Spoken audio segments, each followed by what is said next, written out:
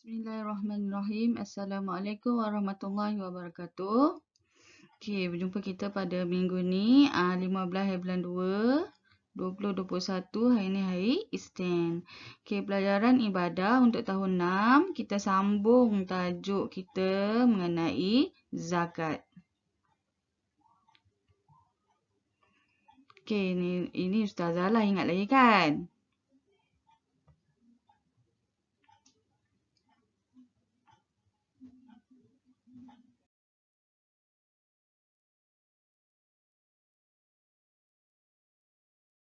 Okey, kita tengok pengertian zakat emas dan perak. Tengok kat sebelah tu gambar emas. Ini gambar emas yang color apa? Color emas lah, color gold. Okey, zakat emas dan perak artinya emas dan perak adalah hasil bumi yang memberi manfaat sama ada dalam bentuk asal atau siap diproses. Maksudnya dekat dalam lah hasil bumi. Hasil bumi kat mana? Dekat bawah tanah. Kita kena gali dia dulu.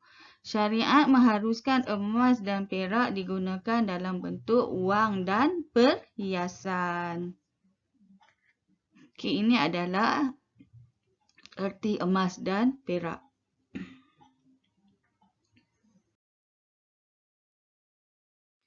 Dalil pensyariatan dia dalam firman Allah Subhanahu Wa Taala, mafhumnya nanti awak tengok dalam buku surah At-Taubah dalam ayat 34.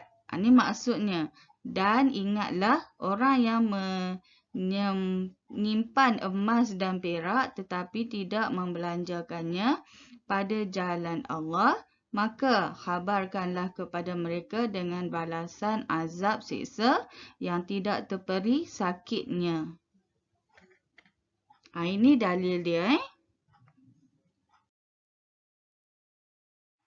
Syarat-syarat wajib zakat emas dan perak. Ada syarat-syarat dia zakat emas ni. Syarat dia untuk siapa? Yang pertama syarat dia mestilah orang Islam. Okey, itu syarat dia. Islam. Yang kedua, milik sempurna. Milik dia sendiri, bukannya milik orang lain. Dia kena keluarkan zakat. Milik dia, milik sempurna. Nombor 3, cukup nisab. Cukup nisab. Cukup apa? Cukup nisab selama setahun. Nombor 4, cukup haul. Okey, seterusnya kategori emas yang diwajibkan zakat. Okey, emas ni ada kategori dia, ada bahagian-bahagian dia. Kat sini ada 3 bahagian emas yang wajib zakat. Tengok yang pertama, Ustazah dah tandakan, dah warnakan purple tu, color ungu. Yang pertama, emas yang tidak dipakai. Emas tu dia simpan dalam almari dia. Okey, dia simpan dalam satu bekas, dia tak pakai langsung. Apa maksud dia? Emas yang tidak dipakai bermaksud emas yang disimpan, tidak digunakan atau dipakai walaupun sekali dalam tempoh setahun. Sama ada dalam bentuk asal atau dijadikan perhiasan. Dia simpan emas tu dalam beg. Selama setahun dia tak pakai langsung untuk emas yang tidak dipakai. Okey, yang kedua. Emas perhiasan wanita. Emas perhiasan wanita. Okey, apa dia emas perhiasan wanita ni? Ada rantai. Perhiasan wanita, rantai, cincin, anting-anting ataupun subang. Lagi apa? Gelang. Ada lagi? Ada lagi perhiasan wanita. Okey, kalau tahu ada lagi kan nanti mesej Ustazah, bagi tahu Ustazah. Okey, emas sama ada dipakai atau sebagai perhiasan yang halal sekala atau secara berterusan dalam tempoh setahun. Tidak wajib dikeluarkan zakat ke atasnya. Kalau kita pakai emas dekat badan kita, kita pakai gelang, dah sampai setahun ataupun sekali-sekala kita pakai waktu raya, kita tak wajib keluarkan zakat. Walau bagaimanapun, jika ia melebihi uruf, maksudnya kebiasaan, maka wajib dikeluarkan zakat. Kadar yang diambil kira adalah berat emas yang melebihi uruf, tidak termasuk batu permata atau seumpamanya. Okey, apa dia uruf? Ustazah, uruf tu apa? Tengok nota kat bawah ni. Uruf adalah merupakan had pemakaian setempat yang dibenarkan dan uruf berbeza mengikut negeri. Okey, had pemakai maksudnya kita kena pakai biasa je. Takkanlah pakai gelang sampai ke siku. Itu dah melebihi had kita. Okey, nombor 3. Tengok kategori emas yang ketiga yang kena wajib zakat. Emas sebagai alat pertukaran. Ada setengah negara dia buat emas ni sebagai wang dia. Sebagai alat pertukaran dia jual beli. Semua mata wang yang berdasarkan emas dan perak diwajibkan zakat. Okey, ada 3 emas yang tidak dipakai, dia simpan je selama lebih setahun. Dia tak pakai langsung, dia beli emas tu dia tak pakai, dia simpan je untuk anak cucu. Okey, 2, emas perhiasan wanita yang dipakai.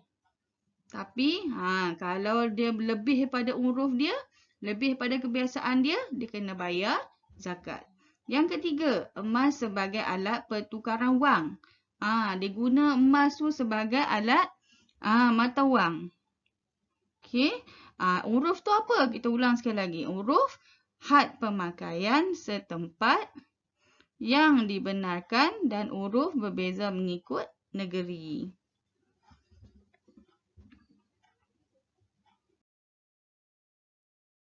Okey, ini adalah seterusnya nisab dan kadar zakat emas. Nisab dan kadar zakat emas.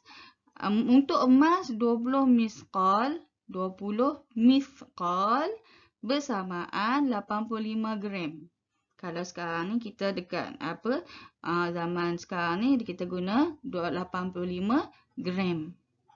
Nanti pergi timbang 85 gram tu berat mana? Tu kadar emas. Okey, nisab dan kadar zakat perak pula. Nisab dan kadar zakat perak adalah 200 dirham bersamaan dengan 595 gram. Lagi banyak daripada emas. Okey. Emas walaupun ringan dia kena keluarkan zakat juga. Tengok beza dia. Perak dan emas. Okey, nota di bawah. Tidak wajib zakat. Apa yang tidak wajib zakat? Jumlah yang kurang dari kadar tersebut. Kalaulah jumlah kadar emas dia 50 gram, dia kena keluar zakat tak? Tak perlulah. Okey, sebab dia tak sampai 85 gram. Kalaulah gelang dia tu, gelang seseorang tu, dia timbang 5 gram je. Boleh keluar zakat? Tak boleh. Okey, itu adalah tidak wajib zakat. Okey, ini adalah kadar emas dan perak yang ini sekarang saya ambil daripada dalam buku teks muka surat 5. Okey, nombor 1. Bagi emas atau perak yang bernilai RM10,000, kita tengok zakatnya adalah sebanyak RM250. Kedua, kadar tersebut bersamaan dengan 1/4 atau 2.5% daripada keseluruhan emas atau perak itu. Okey, maksudnya 2.5% kita darabkan dengan RM10,000. Kita akan dapat zakat dia sebanyak RM250. 3. Emas dan perak yang tidak diwajibkan zakat ada 3. Tengok yang tak wajib zakat. Yang pertama, tidak cukup nisab dan haulnya. Tak sampai setahun. Tak sampai berat timbangan dia. Berapa? Ada yang saya terangkan tadi. 2. Bercampur dengan bahan-bahan lain seperti tembaga dan timah. Kalau emas tu dicampur dengan tembaga, kita tak wajib zakat. 3. Dipakai sebagai perhiasan wanita yang tidak berlebih-lebihan pada uruf. Maksudnya, kalaulah perhiasan wanita tu dia ada satu gelang sahaja dan dia tak cukup. Dia ada berat gelang tersebut 5 gram sahaja. Jadi dia tidak wajib zakat. Okey?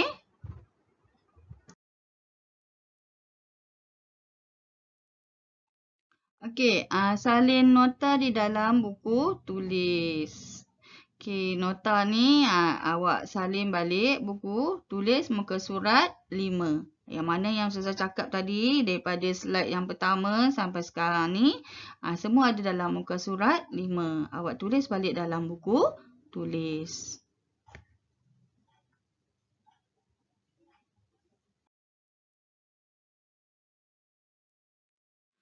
Okey, selesailah kita tajuk pada hari ini mengenai zakat emas dan perak.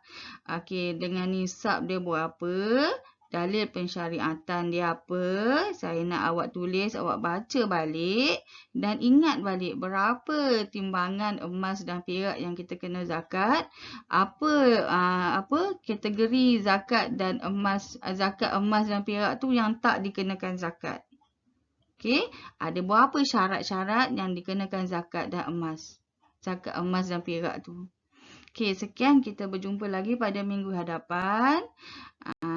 Assalamualaikum warahmatullahi wabarakatuh. Terima kasih.